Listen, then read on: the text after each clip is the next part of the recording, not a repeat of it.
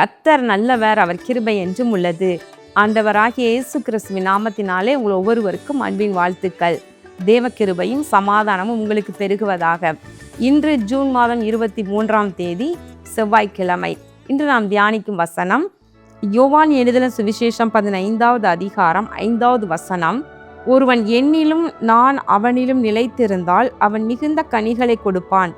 இங்கு ஆண்டவராகிய இயேசு தன்னுடைய சீடர்களிடம் பேசி கொண்டிருந்த பொழுது, அதாவது பல காரியங்களை குறித்து அவர் சொல்லி கொண்டிருந்த பொழுது விதமாக சொல்லுகின்றார். இந்த 15வது அதிகாரத்தின் முதல் வசனத்திலிருந்து பாருங்க. நான் மெய்யான திராட்சை செடி, என் பிதா திராட்சை தோட்டக்காரர். அவர் சொல்றாரு, நான் தான் திராட்சை செடியா இருக்கிறேன், ஆனா என்னுடைய பிதா திராட்சை தோட்டக்காரர். நான் திராட்சை செடி என்று சொல்லி நம்மை குறித்து அவர் சொல்லுகிறார். நீங்கள் செடியினே நினைத்திருக்கின்ற கொடிகள் என்று சொல்லுகின்றார். அப்போ இந்த கொடியானது என்ன செய்ய வேண்டுமா? கனி கொடுக்க வேண்டும், கனி கொடுக்க வேண்டும். செடியோடு நிலைத்திருந்தால்தான் கொடி கனி கொடுக்க முடியும் என்பது நமக்கு நல்லா தெரிந்த உண்மை இல்லையா? ஒரு செடி படர்ந்து கொடியாக அப்படி மேலே எழும்பி அப்படி படர்ந்து இருக்குது. அதனுடைய ஒரு பகுதியை அந்த கொடியை கட் பண்ணி நம்ம விட்டுட்டோம்னா அது கொஞ்சம் 2 நாள் 3 நாளில் பார்க்கும் பொழுது அந்த செடியோடு முற்றிலும் சம்பந்தமே இல்லாமல் அது அப்படியே வாடி போய் தனியாக அப்படியே கிடக்கும். அப்போ அந்த கொடிக்கு எங்கிருந்து தான் ஜீவன் வருது அப்படின்னு சொன்னால், அந்த செடியில் நிலைத்திருந்தாதான் அதற்கு ஜீவன் இருக்குது, அது கனி கொடுக்க முடியும். செடியில் இருந்து தான் அதற்கு தேவையான தண்ணீர் மற்ற எல்லாமே அதற்கும் கடந்து செல்லுகின்றது, அது கனி கொடுக்க முடிகின்றது. அதே போல் நாமும் கூட நம்ம கிறிஸ்துவோடு நிலைத்திருந்தால்தான் நமக்கு கனி கொடுக்கிற வாழ்க்கை இருக்கும். அவர் செடியாக இருக்கிறார், நாம் கொடியாக இருக்கின்றோம். கொடியாகிய நாம் செடியில் நிலைத்திருந்தால்தான் நம்ம கனி கொடுக்க முடியும். நம்மால் தனியாக எதுவுமே செய்ய முடியாது. அதான் அழகா சொல்றாரு, என்னை அல்லாமல் உங்களால் ஒன்றும் செய்யக்கூடாது.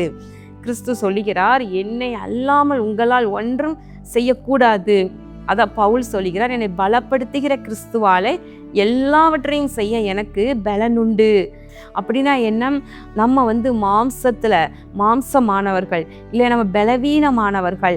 பவுல் சொல்லுகிறார், என்னை அவர் பலப்படுத்துகிற அவர் கிறிஸ்துவாக இருப்பதினால நான் எல்லாவற்றையும் செய்ய முடியும் என்று சொல்லுகிறார். பிரியமானவர்களே, கிறிஸ்து நம்மை பலப்படுத்துவார், ஆனால் நாமும் கூட எல்லாம் செய்ய முடியும்.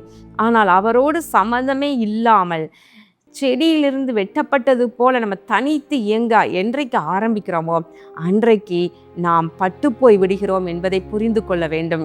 அது சில நாட்கள் அது வெளிப்பட்டு விடுகின்றது. செடியிலிருந்து கொடியை நம்ம கட் பண்ணோம்னா அது ஒரு சில மணி நேரங்களுக்கு அது பச்சையாக தான் இருக்கும், அழகா இலைகள் அதில் இருக்கும். ஆனால் அது மறுநாளே பார்த்தா எல்லாமே அப்படியே வாட துவங்கி அப்படி காஞ்சி போன சருகு போல போய்விடும். அதனால ஒன்றுமே பலனே கிடையாது. அப்போ திராட்சை தோட்டக்காரர் என்ன பண்ணுவார்? இந்த செடிகளெல்லாம் சுத்தம் பண்ண வரும் பொழுது வெட்டப்பட்ட பட்டுப்போய் இருக்கிற கொடிகளெல்லாம் காஞ்சி போனவைகளெல்லாம் எடுத்து அவர் தோட்டத்தை க்ளீன் பண்ணுவார் இல்லையா? அதுபோல நாமும் கூட கிறிஸ்துவோடு நம்ம நிலைத்திராவிட்டால் பிதா திராட்சை தோட்டக்காரர், அவர் கனி கொடுக்கலை, நம்ம வெட்டப்பட்டு தனித்து இருப்பது போல நம்ம இருப்போமானால் நம்மளால் கனி கொடுக்க முடியாது. அப்போ கனி கொடுக்காத கொடி எதுவோ அதை பிதா என்ன பண்ணுவாராம்? என்னில் கனி கொடாதிருக்கிற கொடி எதுவோ அதை அவர் அறுத்து போடுவார். கனி கொடுக்கிற கொடி எதுவோ அது அதிக கனிகளை கொடுக்கும்படி அது சுத்தம் பண்ணுகிறார். அப்போ தோட்டக்காரர் அனுதினமும் அந்த தோட்டத்தை பராமரிக்கிறதுக்காக வர்றாரு. அப்படி பராமரிக்கும் பொழுது தேவையில்லாதவைகளெல்லாம் களைகளை எடுத்து அழகா செடியை சுத்தம் பண்ணும் பொழுது கனி கொடுக்காம இருக்கிறவைகளெல்லாம் வேண்டாம், இது எதுக்கு கெட்டு போகுது, இந்த நிலத்தை கெட்டு போக வைக்குது, இது எதுக்கு செடிக்கு இது தேவையில்லை என்று சொல்லி அறுத்து போடுகிறாராம். கனி கொடுக்கிற கொடிகளை எல்லாம் தூக்கி பார்க்கிறாரு. இது நல்லா கனி கொடுக்குது, இப்போ இன்னும் கனி கொடுப்பதற்கு இதை இன்னும் நம்ம சுத்தம் பண்ணினா இன்னும் கனி கொடுக்கும் என்று சொல்லி சுத்தம் பண்ணுகிறார். பிரியமானவர்களை, நாமும் கூட ஆண்டவரோடு இணைந்திருக்கிற வாழ்க்கை அதாவது வேரோடு இணைந்து இருக்கும் பொழுதுதான் நமக்கும் ஜீவன். கிறிஸ்துவே வேறாக இருக்கின்றார், அவரே அஸ்திபாரமாக இருக்கின்றார். கிறிஸ்துவோடு கூட நம்ம எப்பொழுதும் இணைந்து நின்று கனி கொடுக்கிற ஒரு வாழ்க்கை நமக்கு இருக்க வேண்டும். அப்படி என்றால் என்ன, நம்ம ப்ராக்டிக்கலாக அது எப்படி செய்ய முடியும் அப்படின்னு நீங்கள் யோசிக்கிறீங்களா? நம்ம தேவ பிள்ளைகள் என்று சொல்லிக்கொண்டு நம்ம ஆண்டவரோடு சம்மந்தமே இல்லாமல் வேத வாசிப்பு, ஜெபம் மற்றும் துதி, உபவாசம், ஆலயத்திற்கு செல்வது, இவையெல்லாம் எதுவுமே இல்லாமல் நம்ம ஏதோ பண்டிகைக்கு மாத்திரம் ஆலயத்திற்கு போவது, நமக்கு ஏதாயிலும் ஒரு விசேஷ தினங்கள் வருது அப்படின்னு சொன்னால் அதுக்கு மாத்திரம் ஆலயத்திற்கு போவது, இது மாதிரி ஒரு கிறிஸ்தவ வாழ்க்கை இருக்கும் என்றால் நிச்சயமா நீங்க செடியோடு இணைந்து நில்லாத கொடியாகத்தான் நீங்க இருக்கிறீங்க, இது சந்தேகமே இல்லை. ஆனா தினமும் ஆண்டவர் சமூகத்துல அவருடைய வசனத்தை வாசித்து, அதுதான் நமக்கு ஜீவன். வசனமே நமக்கு ஜீவன். தேவனுடைய வார்த்தையை வாசித்து நம்ம பலப்படவும், அவர் சமூகத்துல நம்ம ஆண்டவரை பார்த்து நம்ம ஜெபிக்கணும். அவரோடு உள்ள ஐக்கியத்தை நம்ம ஒவ்வொரு நாளும் காத்து கொள்ள வேண்டும். எல்லாவற்றுக்கும் நம்ம நேரம் கொடுக்குறோம், எல்லா செயல்களுக்கும் நேரத்தை செலவு பண்ணிட்டு ஆண்டவரோடு பேசுவதற்கு நேரமே இல்லை என்று சொன்னால் அது எவ்வளோ வேதனையானது. யோசித்து பாருங்க. நீங்கள் கர்த்தருக்கு கொடுக்க வேண்டிய நேரத்தை முதல்ல கொடுத்துட்டு அப்புறம் நீங்கள் மற்ற காரியங்களை செய்யுங்க. அப்போ அதில் தவறாமல் நீங்கள் இருப்பீங்க. நீங்கள் வெட்டப்படாத கொடியாக நிச்சயமாக இருக்க முடியும். அதனோடு கூட அவருக்கு பிரியமானதை செய்து அவருடைய வழிகளில் நடக்கும் பொழுது அவரோடு இணைந்திருக்கிற அனுபவம். இந்த வசனத்தின் பாருங்க, நானே திராட்சை செடி, நீங்கள் கொடிகள், ஒருவன் என்னிலும் நான் அவனிலும் நிலைத்திருந்தால். அப்போ என்ன அர்த்தம்னா, நம்மளும் அவரை விட்டுறக்கூடாது, அவரும் நம்மளை விட்டுறக்கூடாது, கிறிஸ்துவும் நம்ம விட்டுறக்கூடாது. அப்படின்னா என்ன அர்த்தம்? அவர் பிரியமாக வாழும் பொழுதுதான் அவர் நம்மோடு இருக்க முடியும், நமக்குள்ள வாசம் பண்ண முடியும் என்பதை நீங்கள் யோசித்து பாருங்கள். அப்போது நான் அவனில் நிலைத்திருக்கணும், அவன் என்னில் நிலைத்திருக்கணும் என்று சொல்லுகின்றார்.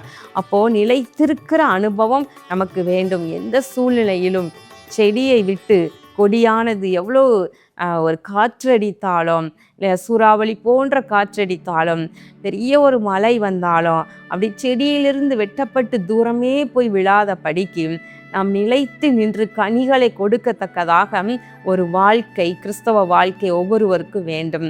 கண்களை மூடி ஜெபம் பண்ணுவோமா?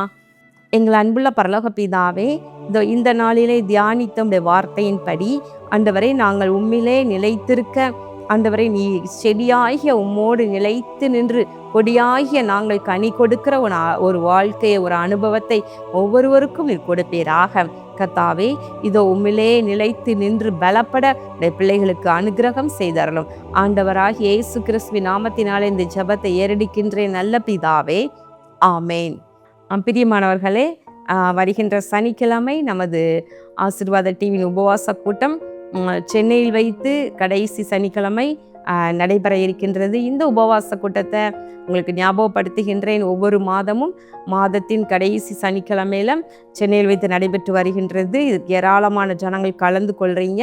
உங்களுக்கு இதை நான் ஞாபகப்படுத்துகின்றேன். இந்த மாதம் நீங்கள் தவறாமல் கலந்து கொள்ளுங்கள், குடும்பமாய் கலந்து கொள்ளுங்கள், உங்களுக்கு அன்பானவர்களை அழைத்து கொண்டு வாருங்கள். கர்த்தர் பெரிய காரியங்களை உங்களுக்கு செய்வார். கர்த்தர் உங்களை ஆசீர்வதிப்பாராக. ஆமேன்.